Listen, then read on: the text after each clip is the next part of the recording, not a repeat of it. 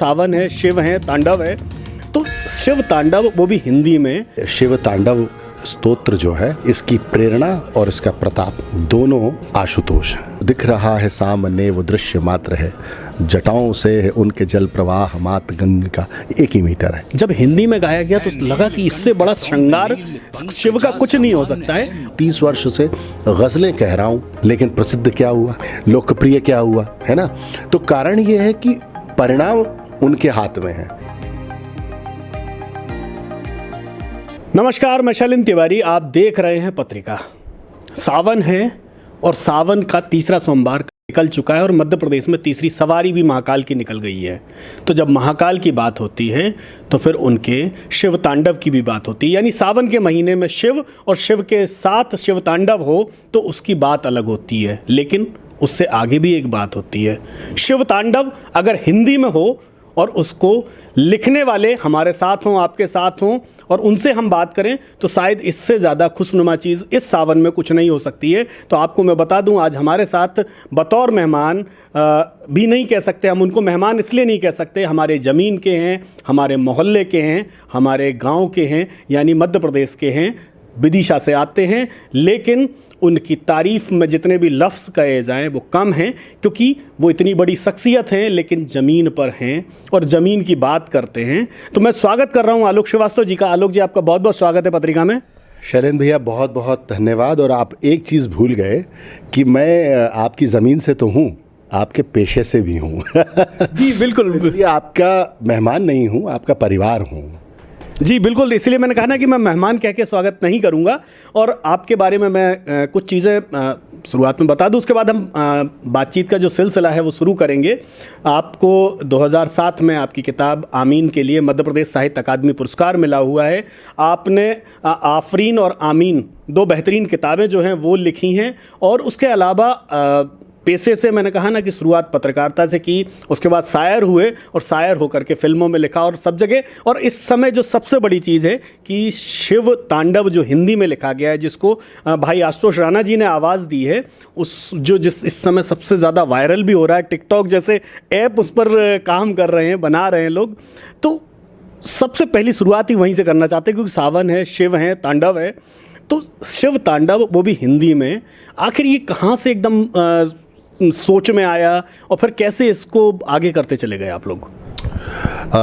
देखिए, मैं एक बहुत ही इस पूरे विशाल बड़े काम का जो छोटा सा जवाब देता हूँ वो ये है कि शिव तांडव स्तोत्र जो है, इसकी प्रेरणा और इसका प्रताप दोनों आशुतोष हैं। एक आशुतोष वो जो देवादिदेव महादेव हैं और एक आशुतोष जो आपके और मेरे बड़े भाई हैं।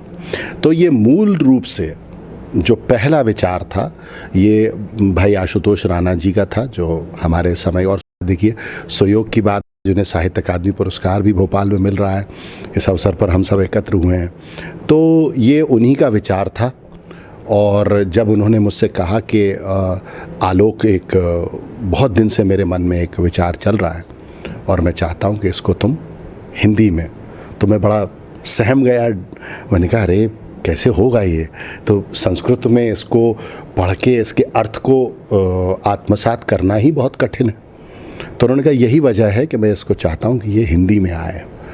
तो बस जैसा कि मैंने कहा, ये भगवान श्री आशुतोष जी ने बड़े भाई श्री आशुतोष जी को निमित्त बनाया और अपने शिव तांडव को हिंदी में आलोकित करवा लिया। नहीं, लेकिन एक जो पहले जो सबसे बड़ी बात आती है कि शिव तांडव की जो बहर है, जो संगीत को जितना लोग समझते हैं, मैं उतना उसकी लय को और लहर और बहर को नहीं समझता हूँ, लेकिन उसका जो भाव है, देखिए किसी भी चीज़ का रूपांतरण करना पहले ही कठिन है और उसके भाव को लेकर के आना, उसके उसी मीटर में लेकर के आना, ये कितना कठिन रहा होगा, क्योंकि शब्दों को चुनना, चीज़ें करना। ये क्या हुआ था कि अगर आपको याद हो, स्मरण होगा आपको, एक रचना मैंने कोविड के समय पर कही थी, हिंदी की गज़ल थी जो हमारी वर्तमान राजनीतिक परिदृश्य पर थी, कि जो दिख रहा है सामने वो दृश्य मात्र है, लिखी रखी है पटकथा मनुष्य पात्र है। तो उसे आशु भैया ने मेरे सोशल मीडिया पे देखा और मुझे फ़ोन किया कि आलोक, मैं इसका पाठ करना चाहता हूँ। अरे मैंने कहा ये तो सौभाग्य है मेरा। तो कुछ समय बाद उन्होंने अपनी व्यस्तता से समय निकला उनका, और एक वेब सीरीज़ की डबिंग के दौरान उन्होंने वहीं बैठ के जहाँ वो डबिंग कर रहे थे वहाँ वो रचना पढ़ दी, उसका वीडियो बनाया, और वो वीडियो भी बहुत वायरल हुआ था, वो मिलियंस और बिलियंस में वायरल हुआ था वो। तो जब मैं अटका तो भैया ने मुझे याद दिलाया कि तुम भूल रहे हो अनुज कि तुम इस मीटर पे काम कर चुके हो, और इस मीटर पे जो तुमने रचना कही थी उसका मैंने पाठ किया था। तो जो दिख रहा है सामने वो दृश्य मात्र है, जटाओं से है उनके जल प्रवाह मात गंग का, एक ही मीटर है। जटाटवी गलत ज्वल प्रवाह पाव स्थले गलेव लंब लांबिकाम भुजंग तुंग मालिका। तो ये मीटर एक था, चैलेंज थे, लेकिन फिर वही बात है, मैं बार बार कहता हूँ, उसको फिर दोहरा रहा हूँ कि आशुतोष का आदेश, आशुतोष निमित्त, तो आलोकित होना था, हो गया। आशुतोष ने आलोक को आलोकित किया। बिल्कुल मानता हूँ।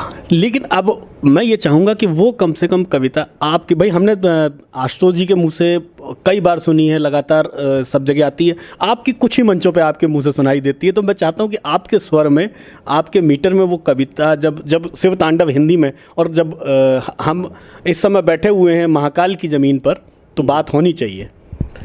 मैं आपको उसके कुछ जो मुझे बहुत प्रिय हैं, प्रिय तो पूरा ही है, पर मैं कुछ उसके सुनाता हूँ आपको कि जटाओं से है जिनके जल प्रवाह मात गंग का, गले में जिनके सज रहा है हार विष भुजंग का, डमट डमट डमट डमरू कह रहा शिवा शिवम, तरल अनल गगन पवन धरा धरा शिवा शिवम। विशेष हैं अशेष हैं प्रशेष हैं विशेष हैं। अब देखिए, ये जो मूल शिव तांडव स्तोत्र है ये उसका श्लोक नहीं है, पर आशुतोष जी चूँकि वैचारिक रूप से पूरी तरह से मुझे मार्गदर्शित कर रहे थे, तो उन्होंने ये देवादिदेव महादेव की ये खूबियाँ मुझे बताई हैं, जिसको मैंने फिर शब्दों में पिरोया। विशेष हैं अशेष हैं प्रशेष हैं विशेष हैं, जो उनको जैसा धार ले वे उसके जैसा भेष हैं। वे नेत्र सूर्य देवता का चंद्रमा का भाल हैं, विलय भी वे प्रलय भी वे अकाल महाकाल हैं। उसी के नाथ हो लिए जो उनके साथ हो लिया। शैलेंद्र ने अगर स्थापित कर दिया तो शैलेंद्रेश्वर हो गए, आलोक ने रख दिया तो आलोकेश्वर हो गए, राम ने विराज दिया तो रामेश्वर हो गए, है ना। पीपल के नीचे आप रख दीजिए तो पीपलेश्वर हो जाएंगे। वे शेष हैं अशेष हैं प्रशेष हैं विशेष हैं, जो उनको जैसा धार ले वे उसके जैसा भेष हैं। वे नेत्र सूर्य देवता का चंद्रमा का भाल है, विलय भी वे प्रलय भी वे अकाल महाकाल हैं। उसी के नाथ हो गए जो उनके साथ हो लिया, वहीं के हो गए हैं वे जहाँ सुना शिव शिवम। तो बस ये मुझे लगता है कि ये कोई वो थी। इसमें मैं एक चीज़ ज़रूर शैलेंद्र भैया ऐड करना चाहूँगा, और वो ये कि अक्सर आप जैसे जब मित्र मुझसे बात करते हैं, पत्रकार बात करते हैं, तो वो ये सवाल करते हैं कि कैसे हुआ। मुझे लगता है कि इस तरह की जो रचनाएं होती हैं वो कवि का कथ्य नहीं होता, वो कवि का कार्य नहीं होता, कवि सिर्फ उसमें माध्यम होता है। इसकी एक बहुत जिसको मैं हमेशा कोट भी करता हूँ, एक बहुत ही ऐसी मिसाल है कि मैं जब लिख रहा था तो एक श्लोक आता है, उसका भावानुवाद हुआ कि प्रचंड तांडव प्रभा स्वयं विलीन देख कर, प्रचंड तांडव प्रभा स्वयं विलीन देख कर कि नृत्य देवता को, तो जो विलीन था उसका, जिसे हम उर्दू में काफ़िया कहते हैं, उसका मुझे काफ़िया नहीं मिल रहा था कि मैं इसके नीचे क्या लगाऊं। लीन में लगाना नहीं चाहता था। मैंने अपने संपूर्ण जीवन में प्रलीन शब्द कभी नहीं सुना था, कभी नहीं सुना था। मुझे, मेरी अज्ञानता कह लीजिए, मेरा कम अध्ययन कह लीजिए। तो मैंने ये सोचा, एक होता है राइटर ब्लॉक, मैंने कहा कहीं वो ना आ जाए और मेरा सृजन रुक ना जाए। तो मैंने ये किया कि मैंने कहा चलो ऐसा करते हैं, प्रलीन लगा देते हैं इसमें अभी फ़िलहाल, फिर बाद में विद्वानों से बात करके जैसा कि, और फिर पुस्तक देख के देख लेंगे क्या होगा। तो मैंने कर दिया कि प्रचंड तांडव प्रभा स्वयं विलीन देख कर कि नृत्य देवता को नृत्य में प्रलीन देख कर मृदंग मुग्ध भावना से कह उठा शिव शिव। मैंने जब पूर्ण किया और आशु भैया को सुनाया तो कहने लगे हाँ प्रलीन ठीक है, प्रलीन ही है। प्रलीन का मतलब आकंठ डूबा हुआ। तो मैं मतलब भावना से भर गया कि ये क्या था, कि मुझे इस शब्द के अर्थ नहीं पता था। ये शब्द क्या ध्वनित करता है मुझे नहीं मालूम था। मैंने सिर्फ काफिया बंदी के लिए उसको प्रलीन रख दिया था, और बाद में मुझे ये पता चला डिक्शनरीज से, हिंदी की नागरी प्रचारणी सभा से, आशुतोष भैया से और दूसरे विद्वानों से, कि वो शब्द वहाँ वही चाहिए था। तो मुझे आश्चर्य हुआ कि निसंदेह ये मैं कर नहीं रहा हूँ, ये कराया जा रहा है। ठीक उसी तरह से जब नमामि शमी श्याम निर्वाण रूपम जब तुलसी बाबा लिख रहे थे तो उन्होंने कहा कि मैंने नहीं लिखा है, महादेव आए थे और वो लिखवा के चले गए। मेरा ये जीवंत अनुभव है। मतलब जिस शब्द के अर्थ आपको नहीं पता, वो शब्द आप वहाँ रख दें और वो शब्द वही हो जो चाहिए वहाँ पर, तो इसका अर्थ ये है कि आपकी सिर्फ उंगलियाँ हैं जो आपका कीबोर्ड चला रही हैं या कलम चला रही हैं, वो चला तो वही रहे, चला तो महादेव रहे हैं। एक सबसे बड़ा अभी जो हम लोग बात करते हैं, मतलब धर्म, आध्यात्म और इस तरह की चीज़ें युवाओं से काफ़ी कट गई हैं। या तो धर्म का उनके पास विद्रूपता है, जिसको हम कह सकते हैं कट्टरता है। लेकिन जब आप शिवतांडव लिख रहे थे और शिवतांडव को जब हिंदी में, तो उसके बाद देखिए संस्कृत में जब शिवतांडव होता है तो लोगों को केवल उसकी लय समझ में आती है, उसका मीटर समझ में आता है। जब हिंदी में गाया गया तो लगा कि इससे बड़ा श्रृंगार शिव का कुछ नहीं हो सकता है। और उस पर जब लोगों ने अपनी रील्स बनाई, ये चीज़ें की, तो आपको लगा था कि इस पर भी लोग रील्स बना सकते हैं, ये इस लेवल तक जाएगा, लोग इतना पसंद करेंगे? नहीं, इसमें दोनों का, आशुतोष राणा जी का और मेरा, दोनों का एक ही मत है हमेशा से, पहले भी। और आप कोई कार्य जब कर रहे हैं ना, तो उसके कार्य का आनंद लीजिए, उसके परिणाम के विषय में मत सोचिए। परिणाम क्या होगा वो तो उन्होंने निर्धारित कर रखा, वरना वो हमको चुनते क्यों, करवाते क्यों? तो हमें ये पता है कि उन्होंने हमें चुना। हमारे जैसे मैं कहता हूँ कि मुझे विचार आशुतोष जी ने दिया, आशुतोष राणा जी ने, उन्हें विचार कहाँ से आया?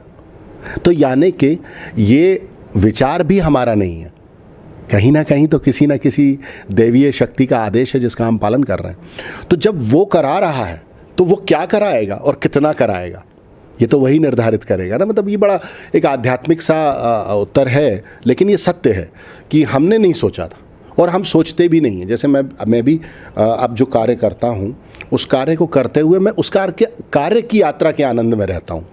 वो परिणाम क्या देगा, क्या पता क्या परिणाम देगा। अब देखिए, मैं 30 वर्ष से लिख रहा हूँ, मतलब गर्व से बता रहा हूँ, इसमें कोई आत्मश्लाघा या आत्म प्रशंसा नहीं है कि महानायक बच्चन जी के साथ भी कार्य करने का अवसर मिला। हमारी गज़ल की सबसे आइकन जिसको हम वर्ल्ड का बोलते हैं, जगजीत सिंह जी, उनके साथ काम करने का अवसर मिला। पंकज उदास जी और तमाम फिल्मों में लोग, शान, कैलाश खेर, रेखा भारद्वाज जी, उस्ताद राशिद खान साहब, शुभा मुदगल जी, इन तमाम बड़े कलाकारों के साथ काम करने को मिला। और 30 वर्ष से गज़लें कह रहा हूँ, लेकिन प्रसिद्ध क्या हुआ? लोकप्रिय क्या हुआ, है ना? तो कारण ये है कि परिणाम उनके हाथ में है। आप क्या कार्य कर रहे हैं, आप कार्य करते रहिए। मेरा अपनी पीढ़ी से, अपने बाद की पीढ़ी से, आने वाले लोगों से, अपना जो काम कर रहे हैं वो आनंद से कीजिए, उसमें पूरा मन लगाइए, क्योंकि वो जो पूरा मन है, वो पूरा मन ही आपके परिणाम को उनके माध्यम से निर्धारित कराएगा। अगर आपने काम मन से नहीं किया, हम कितने मोटिवेशनल स्पीकर्स होते हैं जो बोलते हैं कि भाई सफलता जो है वो ये साबित करती है कि सफलता की दिशा में किया गया कार्य पूरे मनोयोग से नहीं हुआ। ये वही है, जिस कार्य को आप जितने मनोयोग से, जितनी शुद्धता से करेंगे, वो उतने अच्छे परिणाम देगा। लेकिन ये मत सोचिए कि मैं मेहनत करूंगा तो परिणाम अच्छा आएगा। हो सकता है कि जो मेहनत आप जिस पैमाने पे मान रहे हैं वो अभी काउंट ही नहीं हो रही है। तो कहने का अभिप्राय है कि परिणाम हमने नहीं सोचा था, परिणाम हम सोचते भी नहीं हैं। हम तो अपना कार्य करते हैं, पता नहीं कौन सा कार्य आपको भा जाए, आपको अच्छा लग जाए, और पता नहीं हमने जो काम किया है उसके परिणाम कैसे आए। वो तो परिणाम, सच में परिणाम, मंजिल पे पहुंचना मज़ा नहीं है, मज़ा सफ़र का है।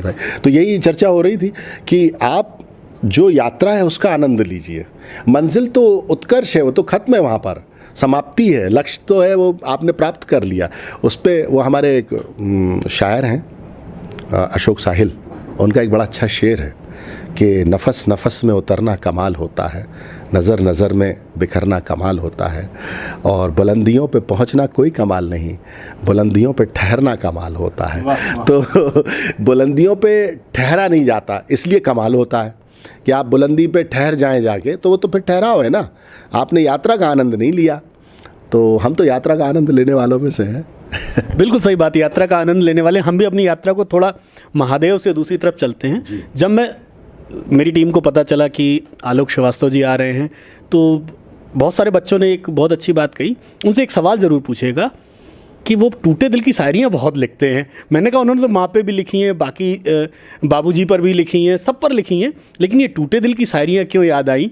तो ये जो दिल टूटने वाली जो शायरियाँ हैं, नहीं, मुझे लगता है आप किन्हीं गलत छात्रों के आसपास हैं। नहीं, मैंने दरकते हुए रिश्तों पे कहा है। जब मैं यहीं अपनी जिस ज़मीन की आप बात कर रहे हैं, विदिशा, भोपाल, ये सब मेरा अपना गृह नगर कह सकते हैं।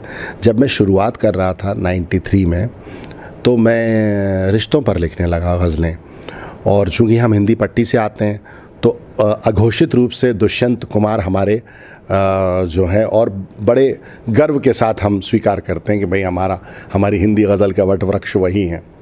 तो मुझे यहीं भोपाल में उस समय के जो साहित्यकार मित्र थे और अग्रज थे, उन्होंने कहा क्या माँ पे लिख रहे हो, पिता पे लिख रहे हो और रिश्तों पे लिख रहे हो? भाई देखो, समाज में चूँकि प्रगतिशील विचारधारा यहाँ बहुत सक्रिय थी, मैं उसमें पला बड़ा।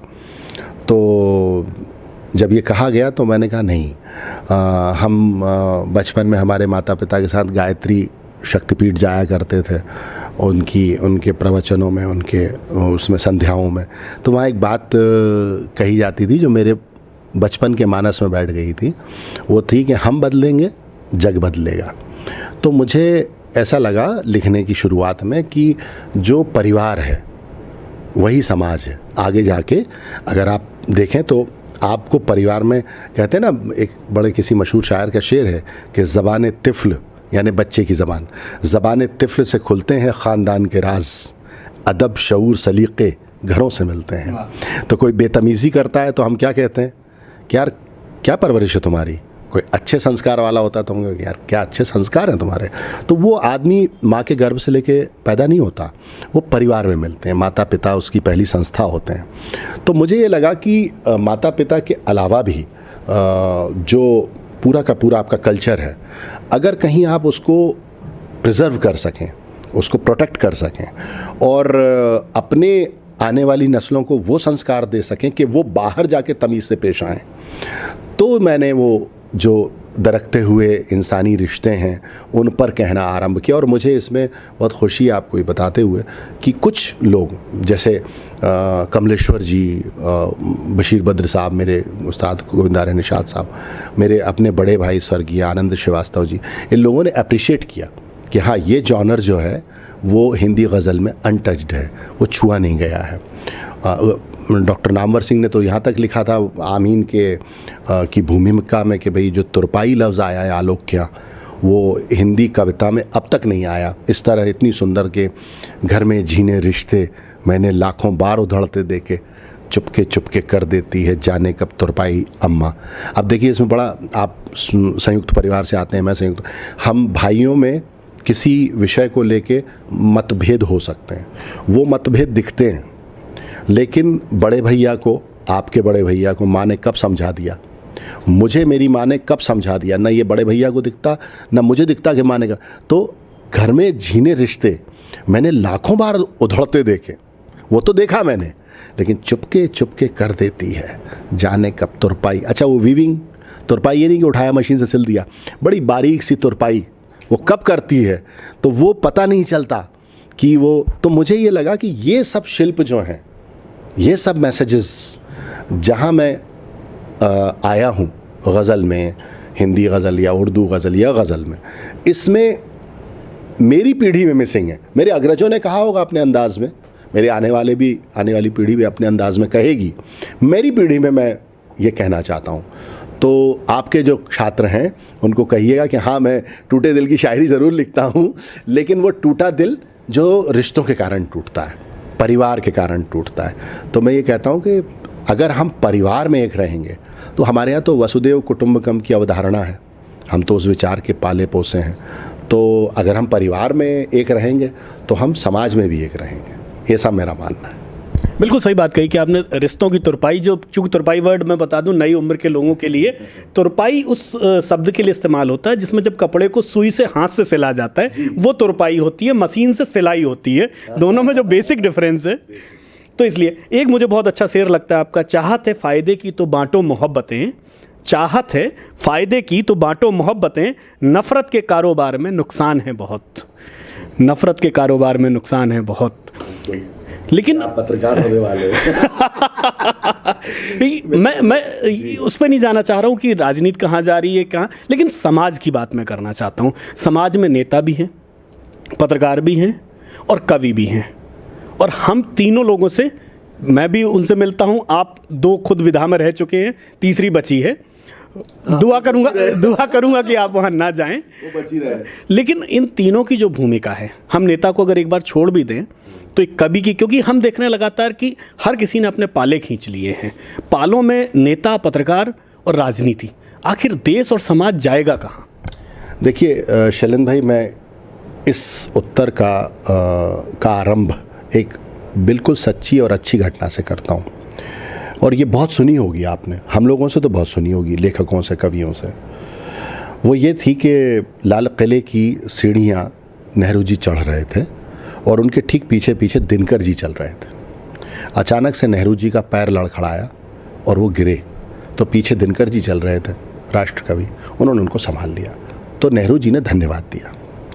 तो दिनकर जी ने कहा कि धन्यवाद कैसा, राजनीति जब जब लड़खड़ाएगी साहित्य उसे सहारा देने आ जाएगा।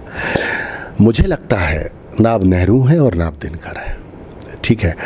और अब समय ऐसा है कि आप किसी की स्वस्थ आलोचना नहीं कर सकते, आप ये नहीं बता सकते कि ये गलत है। तो वो जो एक कवि धर्म है, अच्छा उसमें भी अब दो तरह के हो गए, एक राजनीतिक कवि हो गए, सरकारी कवि हो गए, एक जो अपनी कद काठी के साथ खड़े हैं। तो जो कद काठी के साथ खड़े हैं उन्हें कोई सुनना नहीं चाहता, और जो सरकारी कवि हैं वो अपने स्वर में बात कर रहे हैं। तो आप जब उन्हें सुनेंगे तो ऐसा लगेगा कि जैसे कोई किसी पार्टी का प्रवक्ता बात कर रहा है। भाई अब ये उनकी वैचारिकता है, वो किस तरफ चले गए और किस तरफ उनके जीवन के लक्ष्य क्या हैं, है ना। देखिए, किसी धार्मिक होने का अर्थ ये नहीं है कि आप किसी दल विशेष के हैं। धार्मिक और धर्म या मज़हब व्यक्ति की अपनी व्यक्तिगत संपदा होती है, उसके अपने व्यक्तिगत संस्कार होते हैं, वो उसके साथ जी सकता है। उसके लिए किसी एक दल विशेष का होना कतई अनिवार्य नहीं होता, क्योंकि धर्म तो अपने आप में एक बहुत बड़ा संप्रदाय है ना। और वही जो वसुदेव कुटुंबकम की अवधारणा जिसका हम जिक्र कर रहे थे, तो हमारा जो धर्म है सनातन, उसका तो हमारे तो प्रभु श्री राम ने ही अपनी यात्रा में ही संकेत दे दिए थे। पहली रात ही उन्होंने किसके यहाँ बिताई थी, आप देख लीजिए। उन्होंने जो जीवन रूपी, जो संघर्ष रूपी जो सरिता है, उसे पार करने के लिए किसको पूजा और माना था, वो भी आप देख लीजिए। तो वो तो बहुत लंबी कथा है। तो मुझे लगता है कि जो धर्म की अवधारणा राजनीति के साथ अब हो गई है, या जो हमारे रचनाकार, अब जो कुछ रचनाकार हमारे जो अपनी रीढ़ से कंप्रोमाइज़ कर रहे हैं, अपने कलम से कंप्रोमाइज़ कर रहे हैं। मुझे बहुत अच्छा एक शेर याद आता है, डॉक्टर बशीर बद्र साहब का शेर है कि बड़े शौक़ से मेरा घर जला, कोई आँच तुझ पे ना आएगी, ये ज़ुबान किसी ने ख़रीद ली, यह कलम किसी का ग़ुलाम है। तो ज़बान और कलमें जब ग़ुलाम होने लगती हैं तो हम एक अवसाद के दायरे में प्रवेश करने की स्थिति में होते हैं, ऐसा मेरा मानना है। एक इकलौता साहित्यकार है जो सगर्व उसका अपना मत व्यक्त कर सकता है। तो मेरा तो अपना ये मानना है कि जहाँ तक मेरी हैसियत है, मैं अपना मत जो है उस दिशा में व्यक्त करूँगा जिस दिशा में मेरा धर्म भी मुझे सिखाता है और मेरी नैतिकता मुझे आलोकित करती है। तो वो वही है जो आपने शेर पढ़ा, जो मैं अपने लहजे में कह गया कि चाहत है फ़ायदे की तो बांटो मोहब्बतें, नफ़रत के कारोबार में नुकसान है बहुत। सही बात है, नुकसान है बहुत। लेकिन एक संकीर्णता सोच में भी नहीं आ रही है। जैसे हम लगातार देखते हैं कि मंच से जब कोई चीज़ बोली जाती है, देखिए हिंदी में, मैं हिंदी का स्टूडेंट रहा हूँ, हिंदी मीडियम से पढ़ा हूँ, तो हमें हिंदी की जो पद भी पढ़ाई गई उसका शब्दार्थ और भावार्थ दो तरह से पढ़ाया गया कि भाई इसका पहले कबीर ने लिखा है, शब्दार्थ ये, लेकिन भाव इसका ये है। लेकिन आज क्या हो रहा है, आज अगर कोई बात बोली जा रही है तो हम उसका अर्थ निकाल रहे हैं, भाव ढूंढ ही नहीं रहे हैं और अर्थ का अनर्थ लेकर के उसके पीछे पड़ जा रहे हैं। तो कहीं ना कहीं एक डर भी तो पैदा हो रहा है कि क्या बोलें, कितना बोलें, ये भी तो कहीं नहीं। वो आपके अपने विवेक पर निर्भर करता है। मैंने कहा ना कि आपकी अपनी सोच पर निर्भर करता है। आप देखिए, सब हम भी सोशल मीडिया पे सब चीज़ें देखते हैं, हमें जो हितकर लगता है हम उसी पे रिएक्ट करते हैं, और जो सही लगता है, देखिए मानवीय होना प्राथमिकता है। आप पहले आपके अंदर मानवीयता होनी चाहिए। जिस समाज का आप कभी कभी सोचिए तो भाई हम जाके ऐसे किसी मुल्क में पैदा क्यों नहीं हुए जो किसी एक धर्म को फॉलो करता है। हमें हमारी नियति ने एक ऐसे ही देश में क्यों पैदा किया कि जो देश अपने खुलेपन के लिए, अपनी कुशादा सोच के लिए पूरी दुनिया में मशहूर है, प्रसिद्ध है ना। तो फिर अगर हम यहाँ आए हैं, मैं आपके घर में जाऊँगा तो आपके रिचुअल्स फॉलो करने होंगे मुझे, क्योंकि मैं आपके घर में जा रहा हूँ। तो अगर आप इस देश में आपका जन्म हुआ है और ये आपकी मातृभूमि है, तो ये जो यहाँ के जो संस्कार हैं वही आपको फॉलो करने होंगे, चाहे आप किसी मज़हब के, किसी धर्म के हों, चाहे आप हिंदू हो, मुस्लिम हो, सिख हो, ईसाई हो। लेकिन इस देश का संविधान जो कहता है, इस देश की आइडेंटिटी जिस तरह की है, आपको वही करना होगा। तो इसमें तो मैं रिजिड हूँ कि ये देश जो है, इसका कल्चर क्या है। ये कोई एक मज़हब का, एक धर्म का राष्ट्र तो नहीं है, ये तो सबका है। नहीं तो हमारे यहाँ ये अवधारणा क्यों होती है ना। हम क्यों गंगा जमनी वाले देश कहलाते, क्यों एक दुनिया के सबसे बड़े राष्ट्र का राष्ट्राध्यक्ष सब परिवार हमारे यहाँ आता है। पत्नी कहीं घूम रही होती है, आपको याद होगा, बच्चे कहीं घूम रहे होते हैं देश में, लेकिन जैसे ही वो किसी पड़ोस के मुल्क में जाता है, उसका परिवार सीधे घर चला जाता है और वो अकेला जाता है डिप्लोमेटिक रिलेशन निभाने के लिए। आपने नहीं सीखा इससे? हमारी पीढ़ी को सीखना चाहिए कि क्यों इतने बड़े, जिसकी सुरक्षा A++ कैडर की है, वो भी इनसिक्योर फील कर रहा है कि ऐसे मुल्क में जाने में अपने परिवार को लेके, जिस पर मुल्क की छवि उस तरह की नहीं है। और वो हमारे यहाँ अलग अलग घूम रहा है सब परिवार। पत्नी वो आगरा घूम रहा है तो पत्नी अजमेर घूम रही हैं, ठीक है। तो इस पर गर्व कीजिए इस बात पर कि आप जब भारतीय पासपोर्ट लेकर अमेरिका जैसे देश में एंटर होते हैं, तो आप ऐसे बाहर निकलते हैं कैनेडी एयरपोर्ट से जैसे आप बस अड्डे से बाहर निकल रहे हो, और किसी देश का एक हरा पासपोर्ट जो है वो 5 घंटे के लिए बिठा दिया जाता है। ये भी तो देखिए ना। तो ये गर्व करने वाली चीज़, ये क्या आपने बनाई है, ये क्या मैंने बनाई है? नहीं, इस मुल्क का DNA ऐसा है कि भारतीय पासपोर्ट देखने के बाद, मैंने पोस्ट डाली थी, बहुत लाइक की थी, आपने भी देखा था। मैं जब अमेरिका गया था जावेद अख्तर साहब के साथ, तो हम लोग मतलब ऐसे निकल रहे थे, और बाद में जावेद साहब ने कमेंट भी किया कि ऐसा लग रहा है जैसे बस अड्डे से बाहर आ रहा है, क्योंकि वो हमारी पूंजी है, हमने कमाया है, वो हमारे भारत ने कमाया है वो, कि आपका पासपोर्ट इतने सम्मान से और इतने पीसफुल आपको माना जाता है। मेरे कहते हुए रोंगटे खड़े हो रहे हैं कि आप पर कोई शंका ही नहीं है। तो आप क्यों उस शंका को, जो विश्व आप पर नहीं कर रहा है, आप क्यों प्रेरित कर रहे हैं कि किसी एक पैटर्न में चले जा रहे हैं आप? कल को पता चला कि आप दुनिया के किसी कोने में अपना पासपोर्ट लेके जाएंगे तो वही हश्र होगा जो हरे पासपोर्ट का होता है। तो ये नहीं करना चाहिए, मेरा ऐसा मानना है। बिल्कुल आप सही कह रहे हैं। हम कबीर, तुलसी, सूर, गांधी के देश से हैं, जहाँ कबीरदास, अगर हम कई बार सोचते हैं अगर बाबा कबीर आज होते और आज अगर वो कोई दोहा बोलते, कोई बाबा तुलसी चौपाई लिखते, तो मंदिर कंकर पाथर जोड़ के करली मस्जिद खड़ाए, तापे मुल्ला बाग दे का बैरो खुदाए।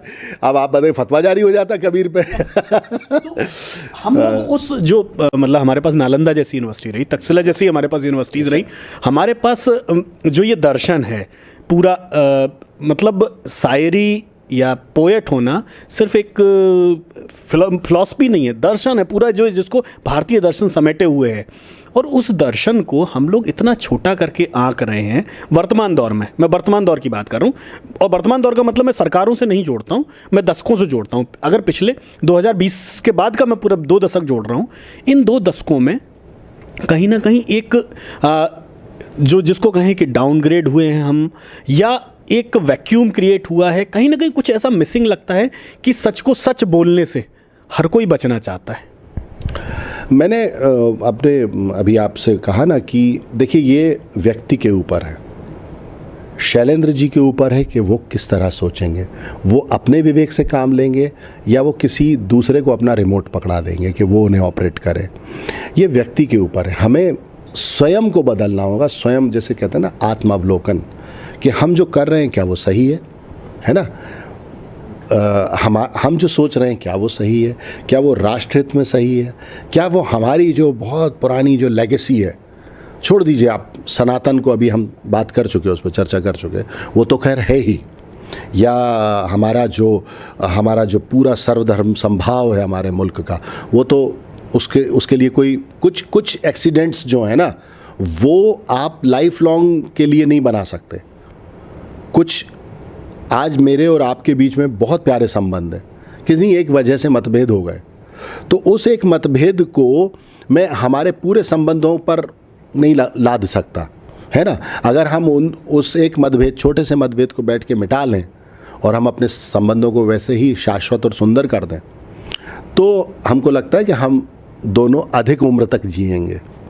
हम जितना तनाव लेंगे उतना कम जिएंगे, तो भैया तनाव क्यों लेना? तो ये मुझे लगता है कि ये व्यक्तिगत आकलन का समय है।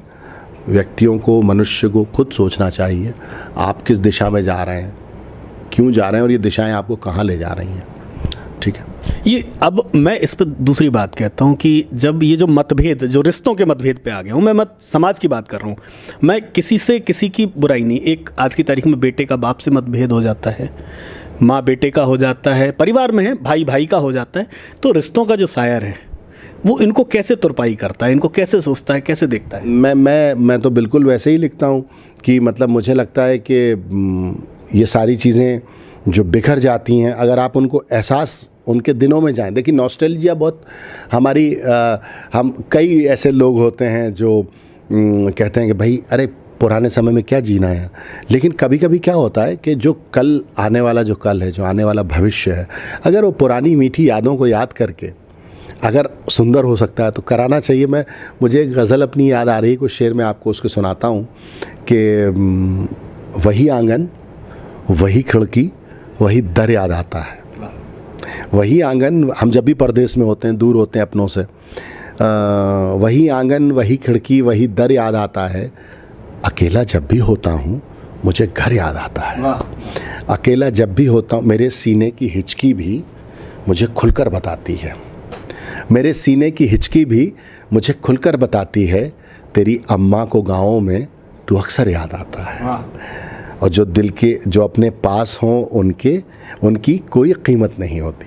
देखिए अब ये रिश्ते हैं, जब भाई आपके निकट है तो उसकी आपको वैल्यू नहीं है, जो अपने पास हों उनकी कोई कीमत नहीं होती।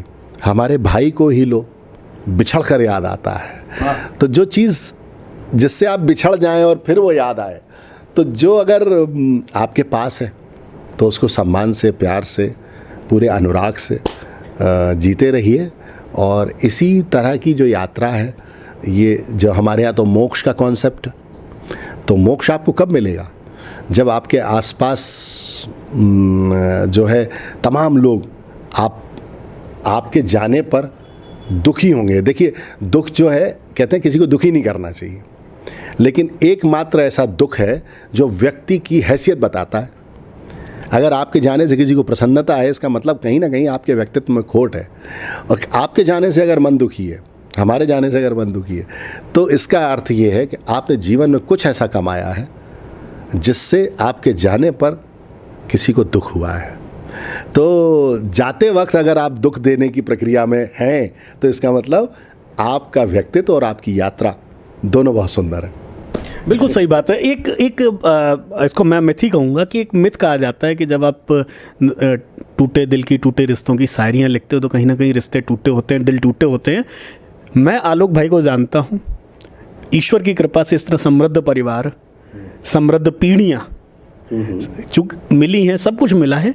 तो ये जो रिश्तों की शायरी का अचानक जो ख्याल, जो आपने एक अभी बात बताई, दूसरा क्या कभी कहीं कोई दिल लगा था जो टूटा है? नहीं अब वो तो बहुत अंदर तक जाना पड़ेगा, फिर वापस इसी शहर में आना पड़ेगा तो वो सबके साथ होता है। कवि मूल रूप से संवेदनशील होता है, भावुक होता है और उसकी अपनी कल्पनाएं होती हैं। तो परिवार में और अपने आसपास के परिवारों में जिन चीज़ों को देखा, उनको लिखने की और उनसे सबक लेने की पूरी चेष्टा की। और जहाँ तक अपने उसमें है, तो जैसा मैंने बताया कि आप चूँकि मन में अनुराग होता है, संवेदना होती है, तो आपको लोग अच्छे लगते हैं, दिखते हैं। लेकिन कभी कभी क्या होता है कि आपका जो पसंद है वो आपकी नियति हो, ये संभव नहीं होता। ठीक है, नियति कुछ होती है, आपकी अपनी इच्छाएं कुछ होती हैं, लेकिन परमपिता परमात्मा ने जो निर्धारित कर रखा है वो आपके जीवन में होना है। तो मैं बहुत पहले से इन बातों का विश्वास लेके चलता हूँ कि जैसे बच्चन जी की एक कविता नुमा कथ्य है उनका कि जो हो तो अच्छा, मन का हो तो अच्छा, मन का ना हो तो और अच्छा। तो बस वैसा ही है कि जब कुछ नहीं होता है तो मैं सोचता हूँ ये बहुत अच्छा हुआ, इसमें देवादिदेव महादेव का कोई आदेश निहित था। बिल्कुल सही बात है। ये तो सनातन भी कहता है कि मन का हो तो अच्छा और नहीं हो तो हरी इच्छा, कि वो ईश्वर की इच्छा है। एक जो चीज़ें जो आप जिस दुनिया से आते हो, शुरुआत गज़ल से की, आज गीत में आ गए हैं आप, बाकी सारी चीज़ें कर रहे हैं। आपने गज़ल के जो शहंशाह कहेंगे अगर मैं, तो जगजीत सिंह साहब, पंकज उदास साहब, दोनों लोगों के साथ काम किया है। एक कहीं ना कहीं वैक्यूम नहीं लग रहा है कि अब कहीं ना कहीं गज़ल के लिए एक ठहराव आ गया है? खासकर मंचों पर गज़ल है लेकिन किसी की जुबान नहीं मिल रही उसको, किसी की आवाज़ नहीं मिल रही है, जो शायद कहीं ना कहीं इसको पीछे धकेल देगी। देखिए, हमारे साथ सौभाग्य और दुर्भाग्य दोनों ही कहेंगे। हमारा जो पीक था 80s का, 90s का, उसमें दुनिया में हमारे पास एक आइकन था जिनका नाम जगजीत सिंह था। आज उनके बाद या उनके साथ साथ कहें पंकज उदास साहब, इन लोगों ने गज़ल को जिया भी और ज़िंदा भी रखा। मगर उसके बाद का जो दौर है या दौर चल रहा है, उसमें देखिए क्या होता है ना, जब आप बहुत उजाला देख लेते हैं ना, बहुत ज़्यादा उजाला देख लेते हैं अपने आसपास, तो फिर आप जैसे ही सामान्य उजाले में भी निकलते हैं तो आपको कुछ दिखता नहीं है। तो हम लोगों ने एक ऐसा एरा देखा है गज़ल का, ख़ासतौर से गायकी में, कि अब हमको सामान्य रोशनियाँ प्रभावित नहीं करती, बल्कि उसमें हमको दिखता ही नहीं है। लेकिन अभी भी कुछ लोग हैं जो गज़ल पर मेहनत कर रहे हैं, लोग सुनते हैं।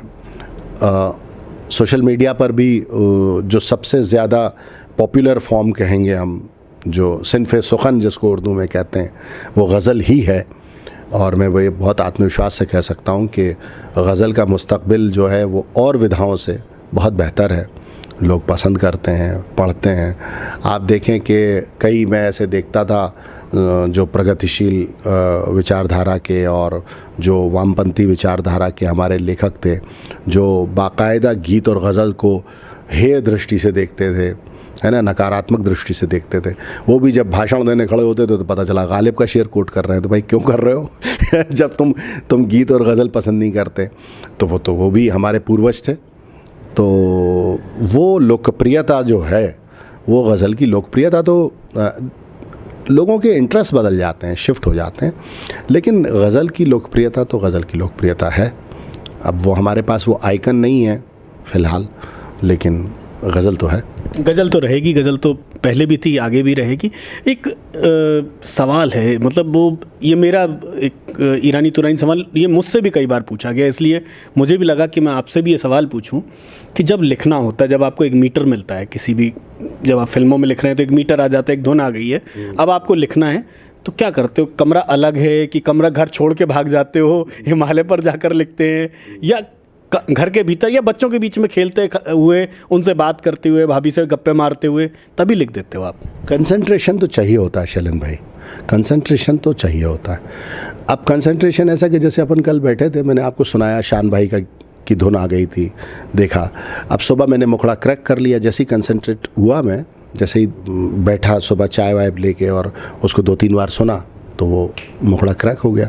तो माहौल और एकाग्रता ये तो अनिवार्य होती है, इसमें ये कोई नहीं कह सकता। हाँ, अगर आप ट्रैवल कर रहे हैं, जहाज़ में बैठे हैं, ठीक है, आप गाड़ी से कहीं जा रहे हैं, तो वहाँ भी आप एकाग्र होते हैं, आप बाहर का दृश्य देख रहे हैं लेकिन चित्त आपका सोच रहा है।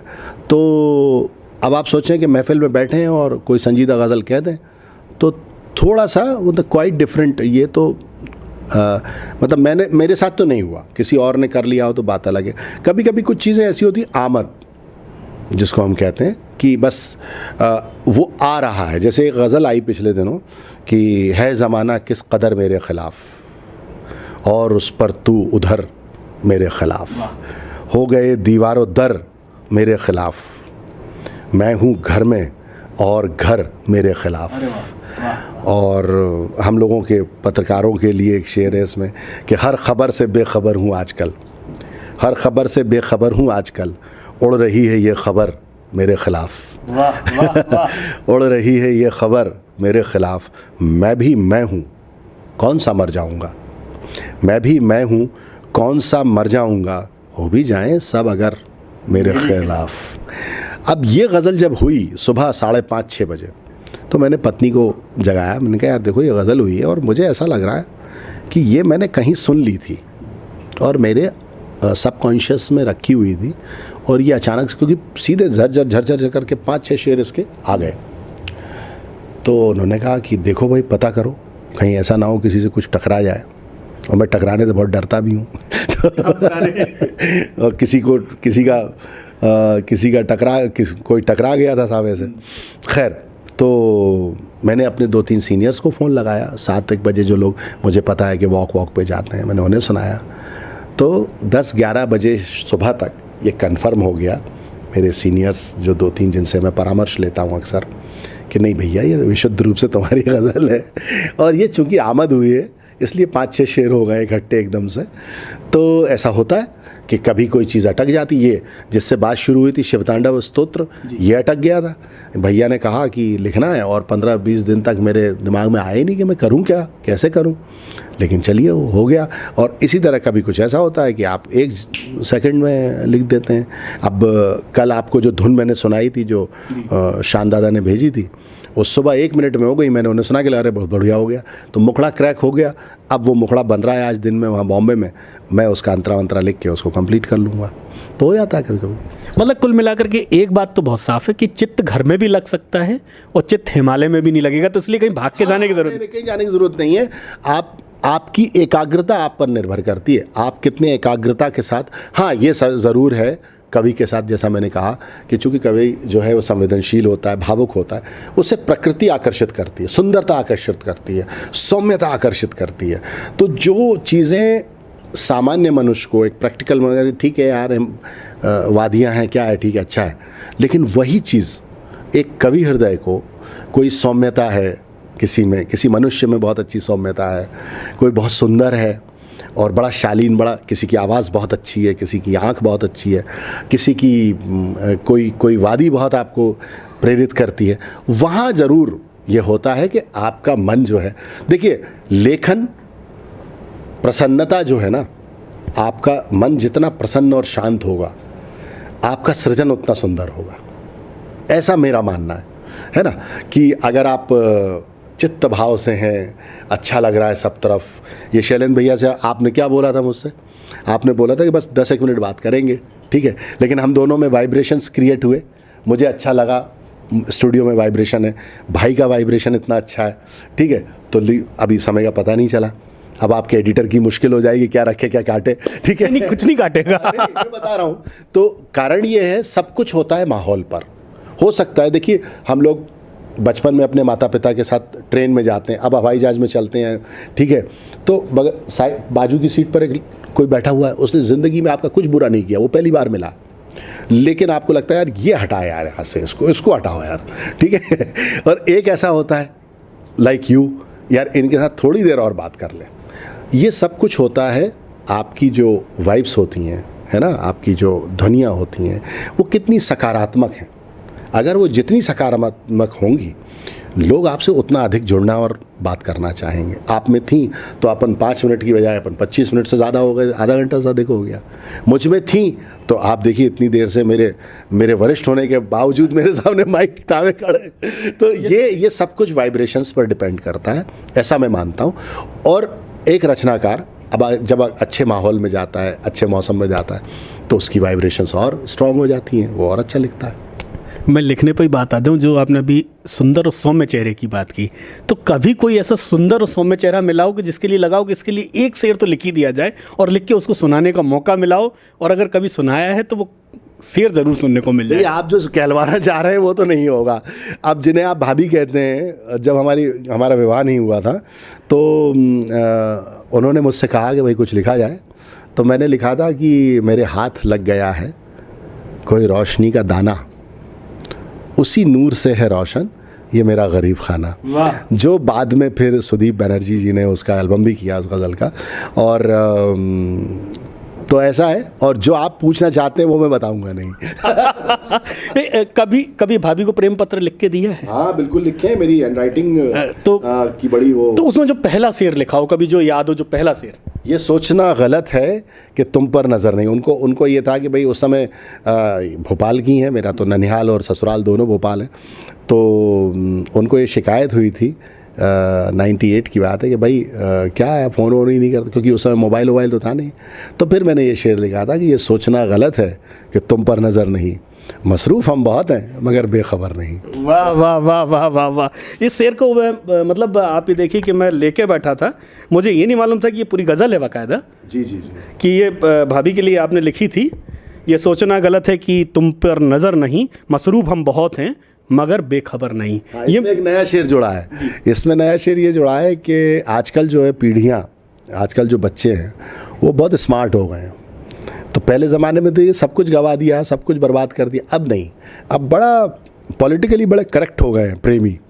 तो इसमें एक शेर है बड़ा चुलबुला सा, ये सोचना गलत है कि तुम पर नज़र नहीं, मसरूफ़ हम बहुत हैं मगर बेखबर नहीं, हम आपके इशारे पे घर बाहर छोड़ दें, हम आपके इशारे पे घर बाहर छोड़ दें, दीवाने हैं ज़रूर मगर इस कदर नहीं। क्या बात है, क्या बात है। मैं जाते जाते, समय की सीमा भी है, जाते जाते एक कोई पसंदीदा जो आपकी ज़िंदगी में आलोक भाई सबसे पसंदीदा शेर लगाओ, जो आपको कि यार ये मेरा ऐसा है कि जिसको मैं तिजोरी में रख के बैठा हूँ और जब मन अच्छा होता है तो गुनगुना लेता हूँ, वो शेर ज़रूर सुनेंगे आपसे। नहीं, मैं आपको देखिए किसी भी बड़ा एक सतही सा जवाब है ये कि जिसने सृजन किया होता है ना, चाहे वो माँ हो, पिता हो, रचनाकार हो, वो कभी एक रचना का इंतखाब नहीं कर सकता।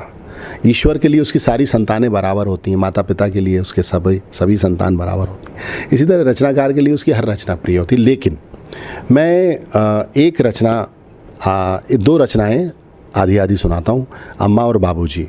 और मैं चाहता हूँ कि वो इसलिए आपके पत्रिका चैनल पर सुनी जाएं कि वो प्रवाह हो और अब जो नई जनरेशन है वो अपने माता पिता का सम्मान करे, क्योंकि माता पिता से बड़ी जो रिश्ता है वो मैं नहीं मानता कि कुछ है। तो मैं उसके कुछ शेर पढ़ता हूँ ख़ास आपके कार्यक्रम के लिए, पत्रिका के लिए, कि घर की बुनियादें दीवारें बामोदर थे बाबूजी, घर की बुनियादें दीवारें बामोदर थे बाबूजी, सबको बांधे रखने वाला ख़ास हुनर थे बाबूजी। अब चूँकि मेरे नहीं हैं तो मैंने तय कर लिया। अभी हमारे मित्र हैं संगीतकार विशाल मिश्रा, उन्होंने एक दिन मुझे फ़ोन किया फादर्स डे पे कि भैया मैं जो है ना इसमें से थे, मुझे अटक रहा था। मैंने कहा यार आप है कर लीजिए, घर की बुनियादें दीवारें बामोदर हैं बाबूजी, सबको बांधे रखने वाला ख़ास हुनर है बाबूजी।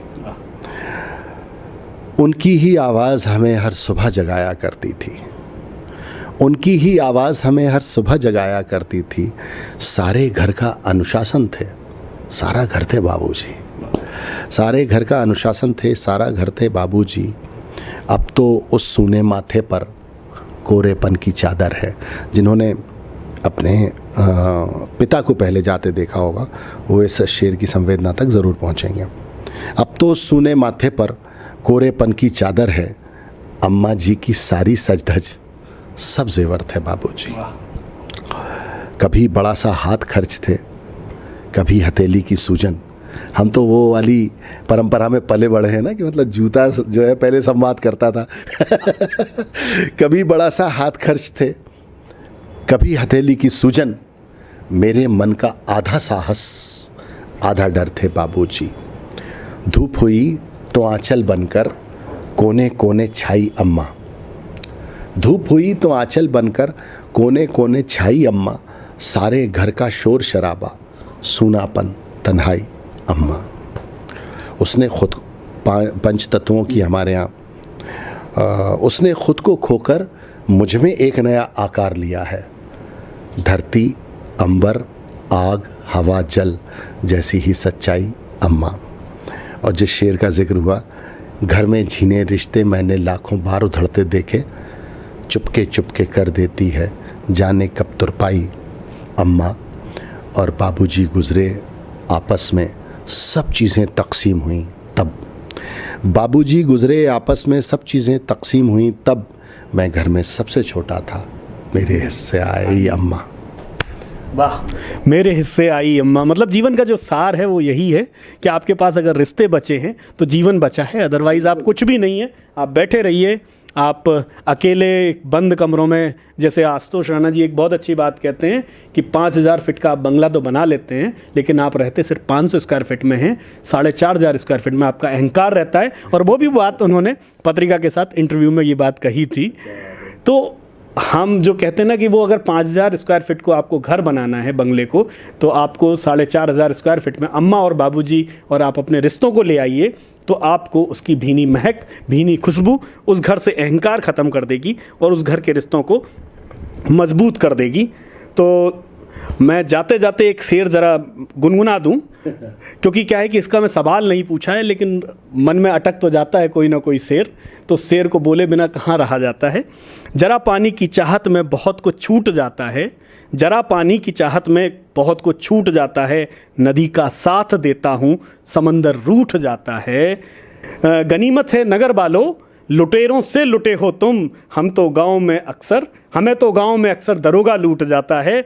तो ज़िंदगी यही है, रिश्तों की यही तुरपाई है कि आपको रिश्तों में कौन सा दरोगा, यानी रिश्तों में आपके घर का कौन सा एक रिश्ता कब आपसे रूठ जाए, कब आपको लूट जाए। लेकिन अगर आप उन रिश्तों की तुरपाई करते रहें, उन रिश्तों को पकड़ते रहें, तो शायद हमारी आज के इंटरव्यू की मेहनत सफल होगी। आलोक भाई का लिखना सफल होगा, जो आलोक भाई ने लिखा है रिश्तों के लिए। तो हम फिर आपके साथ हाजिर होंगे, आलोक भाई को हम फिर सुनेंगे, फिर बात करेंगे। और आप हमारे साथ बने रहिए, आगे भी हम आपसे बात करते रहेंगे नए मेहमानों के साथ। तब तक के लिए नमस्कार।